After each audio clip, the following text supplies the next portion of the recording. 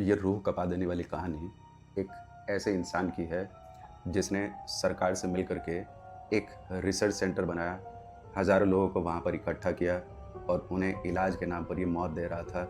इसके अपॉइंट किए हुए डॉक्टर्स उन मरीज़ों को मरते हुए देख रहे थे और उन लोगों के ऊपर ये इतना जुल्म करते थे कि कभी उन्हें बर्फीले माहौल में रखते थे जहाँ उनकी चमड़ी के ऊपर बर्फ़ जम जाए और कभी उनके ऊपर अचानक खौलता हुआ पानी डालते थे और ज़रूरत पड़ने पर ये जिंदा इंसान को चीर-फाड़ डालते थे, वो भी बिना बेहोशी का इंजेक्शन दिए।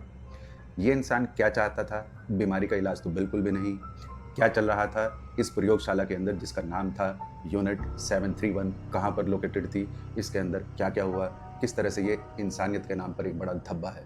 साल 1930 में जापान ने चाइना के मंचूरिया इलाके पर कब्जा कर लिया था और फिर उसी के पास में इन्होंने हार्बिन एरिया में एक प्रयोगशाला बनाई, रिसर्च सेंटर। बाहर से वो रिसर्च सेंटर बिल्कुल एक साधारण सा एक नॉर्मल रिसर्च सेंटर लगता था, लेकिन उसके अंदर चल रहे थे बेहद खतरनाक एक्सपेरिमेंट्स। इस प्रयोगशाला और इसमें होने वाले एक्सपेरिमेंट्स के पीछे जो मास्टरमाइंड था उसका नाम था शिरो इशी। एक रसूखदार, एक सरकार में पैठ रखने वाला वो डॉक्टर था और इस प्रयोगशाला के किस हिस्से में क्या चीज़ बनेगी, एक-एक चीज़ उसी ने डिसाइड की थी। मतलब इस लैबोरेटरी के ऊपर शिरो इशी का फुल ऑन कंट्रोल था। उसकी मर्ज़ी के बिना पत्ता तक नहीं हिलता था इस लैबोरेटरी में। इस यूनिट 731 में इंसानों के ऊपर एक्सपेरिमेंट्स चल रहे थे। कौन थे इंसान? ज़्यादातर इसमें चाइनीज़ थे, दूसरे इसके अंदर वॉर प्रिजनर्स थे, रशियंस थे, अमेरिकन्स थे और काफ़ी सारे इसके अंदर कोरियन लोग भी थे।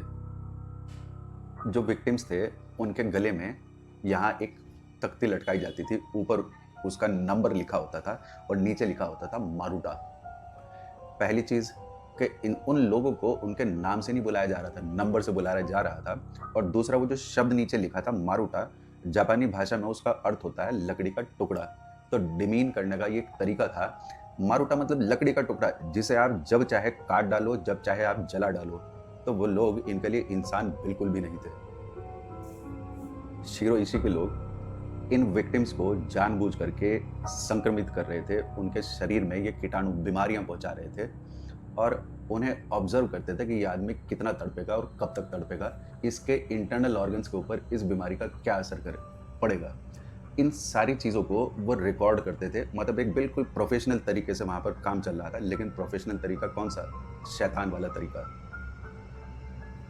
शिरो इशी को लगता था कि आने वाले टाइम में जो लड़ाई लड़ी जाएगी वो गोली बारूद से नहीं लड़ी जाएगी, वो बायोलॉजिकल वेपन से लड़ी जाएगी। तो अपनी प्रयोगशाला में इस यूनिट 731 के अंदर वो बायोलॉजिकल वेपन बनाना चाहता था और इसके लिए वो किन बीमारियों का इस्तेमाल कर रहा था? हैजा, टाइफाइड, पैराटाइफाइड, एंथ्रेक्स और बुबोनिक प्लेग। प्लेग वही बीमारी है जिसे हम लोग ब्लैक डेथ के नाम से जानते हैं। क्या चाहता था वो? कि इन बीमारियों को जिन एरिया में फैलाया जाएगा, कौन सी बीमारी किस जगह ज़्यादा तेज़ी से फैलेगी, किसकी वजह से कम समय में ज़्यादा से ज़्यादा लोग मारे जाएंगे। तो वो खतरनाक बायोलॉजिकल वेपन बनाने की तैयारी में जुटा हुआ था। कुछ हिस्टोरियंस का मानना है कि शिरो इशी के लोग ये चाइनीज़ इलाकों में जाते थे और चाइनीज़ लोगों की बस्तियों में ये बैक्टीरिया छोड़ते थे, इन्फेक्टेड फ्लीज छोड़ते थे।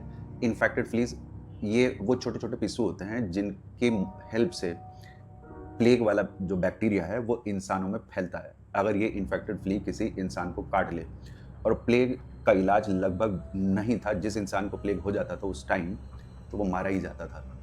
इस यूनिट 731 के अंदर लोगों का विविसेक्शन भी किया जाता था। ये विविसेक्शन क्या चीज़ होती है? एक ज़िंदा इंसान को लिटाओ, बिना बेहोशी का इंजेक्शन दिए उसकी चीर-फाड़ शुरू कर दो और उसके ऑर्गन्स निकाल करके देखते थे ये लोग। तो इंसानियत को ऐसे इन्होंने ताड़-ताड़ कर रखा था। कोई उम्र की सीमा नहीं थी। बच्चे, जवान, बूढ़े, औरत, सबके ऊपर ये खतरनाक एक्सपेरिमेंट्स ये जापानी लोग कर रहे थे, उस शिरो इशी और सरकार के निर्देशों के ऊपर। इस यूनिट 731 के अंदर क्या-क्या था? Laboratory, dissection room, gas chambers, infection room और इंसिनरेटर्स। इंसिनरेटर्स का वो इस्तेमाल करते थे कि अगर फँस जाएँगे तो सबूत मिटाने के वो काम आए।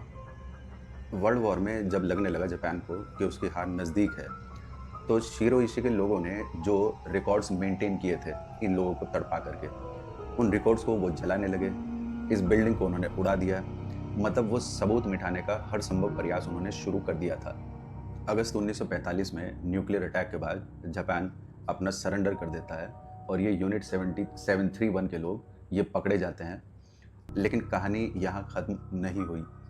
रिपोर्ट्स के मुताबिक अमेरिका ने शिरोइशी और जो उसके साथी डॉक्टर्स थे, उनसे कहा कि भाई जो तुम्हारे रिकॉर्ड्स हैं, जो तुम्हारी रिसर्च है, वो सारा डाटा तुम हमें दो और बदले में हम तुम्हें इम्यूनिटी दे देंगे, तुम्हारा प्रोसिक्यूशन नहीं करेंगे। तो आज भी एक बड़ा डिबेट का मुद्दा है कि भाई ये गंदी सौदेबाजी क्यों की गई। इस कांड में जितने बड़े बड़े टॉप ऑफिसर्स इंक्लूडिंग शिरोइशी जो शामिल थे, वो सारे के सारे बच निकले और शिरोइशी के ऊपर कभी कोई वॉर क्राइम का ट्रायल भी नहीं हुआ। बाद में उस आदमी ने अपनी नॉर्मल लाइफ जी और साल 1959 में जाकर के उसकी नेचुरल डेथ होती है। कोई सजा से उसे मौत नहीं मिली, नेचुरल डेथ होती है। मेडिकल एथिक्स बहुत ज़रूरी चीज़ है। ह्यूमन राइट्स का वायलेशन कभी नहीं होना चाहिए। और अगर साइंस में से आप इंसानियत, या कहो कि साइंटिस्ट में से अगर आप इंसानियत नाम की चीज़ हटा दोगे तो वह इंसान किसी आतंकवादी से कम नहीं होगा। यूनिट 731 सिर्फ हिस्ट्री नहीं है, एक चेतावनी है। जब पावर, वॉर और साइंस मिल जाते हैं तब इंसानियत सबसे पहले मरती है। Never forget unit 731। डॉक्टर्स या जल्लाद, फैसला आप लोगों को करना है।